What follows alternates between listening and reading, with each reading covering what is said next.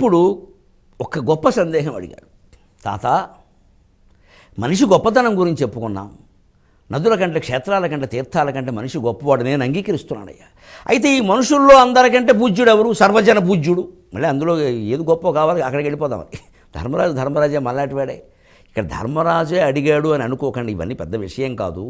ఆ గ్రంథాల్లో ఇవి ఎలా ఉంటాయంటే మనకు వచ్చే సందేహాలన్నీ ధర్మరాజు చేత అడిగిస్తారు. ఇప్పుడు గరుత్మంతుడు కథ ఉంది, అది ధర్మరాజు అడగలేదు, తిక్కనగారే అడిగారు, తిక్కనగారే చెప్పారు. ఎందుకంటే ఆయన అన్నయ్య గారు రాశారు కదా అని సరదాగా ఈయన కూడా రాద్దామనిపించింది. అనుశాసన పర్వంలో గరుత్మంతుడు కథ లేదు, కానీ రాశారు.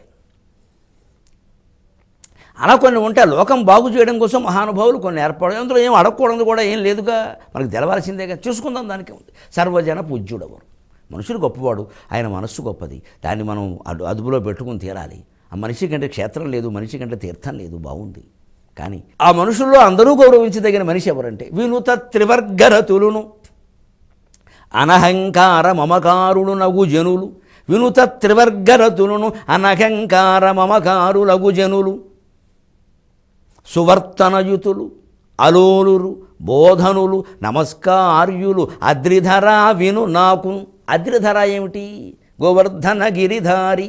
అంటే ఈ సంవాదం పూర్వం నారదుడికి కృష్ణుడికి జరిగిందయ్యా. కృష్ణుడు నారదుడిని అడిగాడు, సర్వజనులలోకి పూజ్యుడెవరని, ఎటువంటి ప్రవర్తన కలిగిన వాడు పూజ్యుడో నారదుడు చెబుతున్నాడయ్యా. కృష్ణుడిని సంబోధిస్తున్నాడు కాబట్టి అద్రిధర, గోవర్ధన గిరిధారి అని పేరు వచ్చింది. వినుత త్రివర్గరతులను, ధర్మ అర్థ కామాలు మూడు. ఎప్పుడు ఆ ధర్మార్థ కామాలకి దేనికి లోటు రాకుండా చూసుకోవడం. అంటే ధర్మం, మన బాధ్యతలు మనం చేయాలి. ముందు అది చాలా ముఖ్యం. అన్ని రకాల పూజల కంటే మన బాధ్యతలు చేయడం చాలా ముఖ్యం. కర్తవ్యాన్ని మించినటువంటి దైవ పూజ లేదు అన్నాడు వివేకానందుడు, గ్రహింతుముగాక. అదే దైవ పూజ అన్నాడు. కర్తవ్యాలు మానేసి ఏవో చేశామంటాం చాలా గొప్ప దారుణం అండి. దేశం మొత్తం అవినీతిలో మునిగిపోతుంది. మనం పవిత్రంగా కర్తవ్యాలు చేస్తుంటే ఎందుకంత అవినీతి ఉంటుందండి? అసలు తేడా వస్తుంది, మన హృదయాల్లో తేడా ఉంది. మనం ఒప్పుకోలేకపోతున్నాం ఆ విషయాన్ని. ఈ ప్రక్షాళన చేసుకోవలసిందే. ఈ భారతం అనేటువంటి గంగాజలంతో మనం ప్రక్షాళన చేసుకోవలసిందే. ఎంతమంది చేసుకుంటే అంత నేను ధన్యుడిని. ధర్మం అనగా అర్థం డబ్బు సంపాదించాలి తప్పదు, లేకపోతే ధర్మం కూడా చేయడానికి వీలు కాదు. ధర్మకార్యాలు చేయాలని డబ్బు కావాలి. కామవాంఛ కోరికలు కూడా ఉంటాయండి, తప్పులేదు. ధర్మానికి అతిరిక్తం కానంత వరకు అర్ధకామాలకు ఇబ్బంది లేదు. దేని సమయం దానికి ఉంటుంది. ఉద్యోగ బాధ్యతలు పెరిగాయని కుటుంబాన్ని అలక్ష్యం చేయొద్దు. త్రివర్గరతులు అంటే అర్థం అది. ఉద్యోగ బాధ్యతల గురించి కుటుంబాన్ని అలక్ష్యం చేయొద్దు. కుటుంబం మీదే దృష్టి పెట్టుకుని ఉద్యోగాన్ని మానేయద్దు. రెండూ దాన్ని చూసుకోవాలి జాగ్రత్తగా. కాదు దేని సమయం దాందే.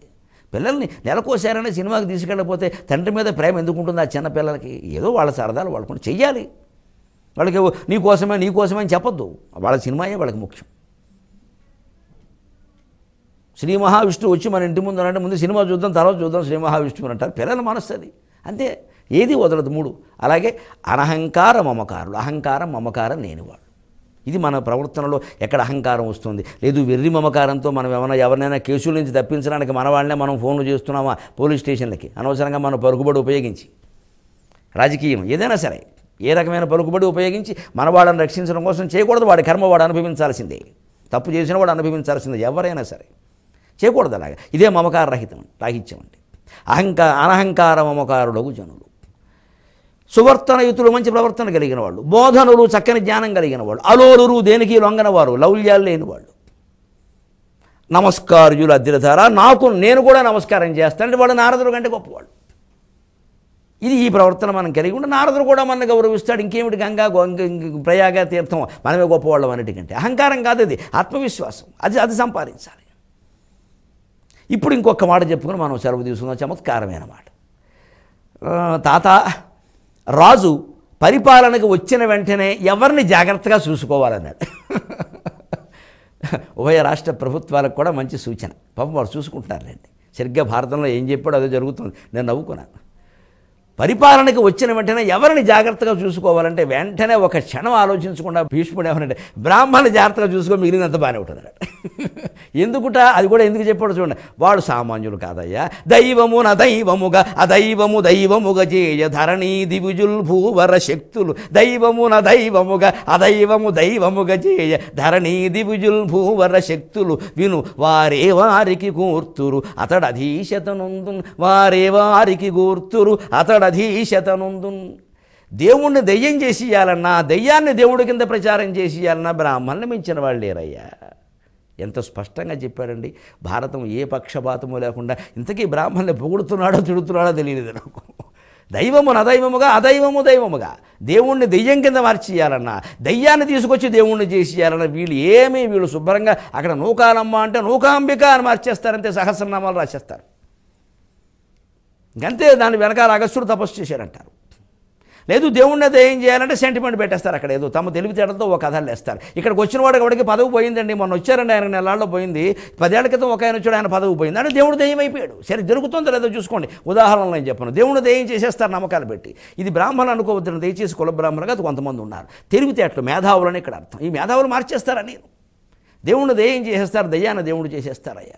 అందుకని ఒక మాట ఎందుకైనా మంచిది, పరిపాలనకు రాగానే వాళ్ళని జాగ్రత్త చూసుకో. ఎందుకంటే వారు ఏ వారికి గుర్తులు అధీశత వాడు అధీశత. వారికి కావలసిన వాళ్ళే వాడు రాజు అవుతారు. లేని వాడిని ఎలా దించేయాలో వాళ్ళకి బాధ. వాడు స్వయంగా రాజులు కాలేరు కానీ కింగ్ మేకర్స్గా మాత్రం బ్రహ్మాండంగా పనికొస్తారు అని నీతికి నీతి, ధర్మానికి ధర్మం, లౌక్యానికి లౌక్యం కలిసి వచ్చేలా చెప్పినటువంటి భీష్మ పితామహుని యొక్క ఔన్నత్యానికి, తెలివితేటలకి, లౌక్యానికి, సమస్తానికి నమస్కారం చేస్తూ మళ్ళీ 23:30 గంటల్లో మనం కలుద్దాం. అంతవరకు తెలుగులో మాట్లాడదాం.